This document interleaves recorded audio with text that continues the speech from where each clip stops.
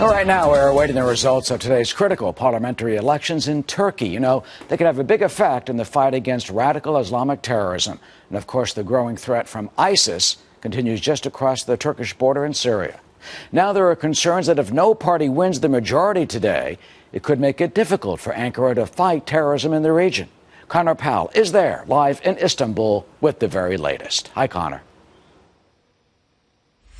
Hi, Eric. Well, millions of Turkish citizens have turned out today to vote for a new parliament. And while those ballots are being counted, this election really is much more than about a new parliament. It's about one man. Now, the ruling Justice and Development Party is led by Turkish President Recep Tayyip Erdogan. And he's expected, and his party is expected to win the most votes and the most seats in the new parliament. But Erdogan is seeking to a large victory so that he can basically make dramatic changes to the system here.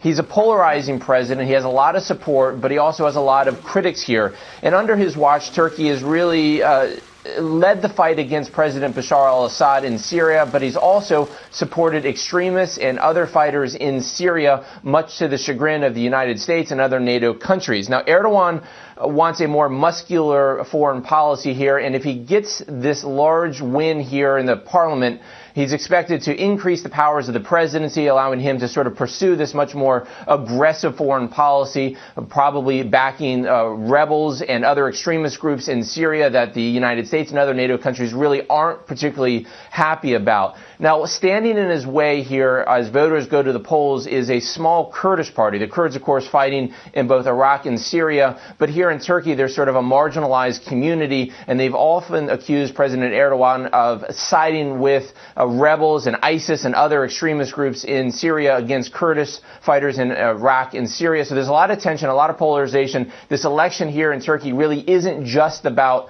the domestic issues here. It's about what President Erdogan sees for the future of the Turkish state and how it plays into the fight against ISIS and other extremist groups. There are a lot of eyes, particularly in the United States and Europe, Eric, that are watching the fight here, or watching the vote here, and what it means for the overall fight against ISIS and extremism and sort of the deterioration of the Middle East. We'll let you know in a few hours what the actual outcome will be, Eric. All right, Connor, very important with the victory of Kobani right across the border. Connor Powell live in Istanbul with the very latest. Thanks so much.